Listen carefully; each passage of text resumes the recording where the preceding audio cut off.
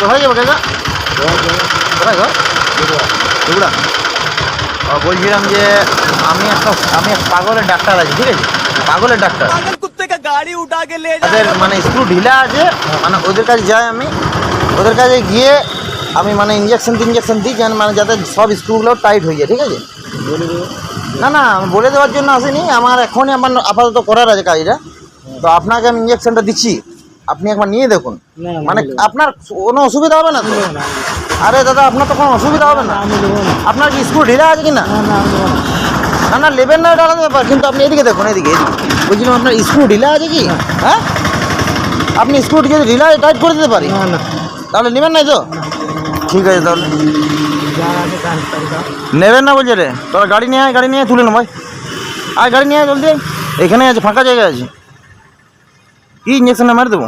ফাঁকা আছে এখন, লোকজন নেই, ঠিক আছে আমি দেখছি, লোকজন নেই, দাঁড়া দেখছি। তাকাচ্ছে আমার দিকে, আমি প্রথমে রুমালটা মারি, দাঁড়া। ওই কাকা, শোনো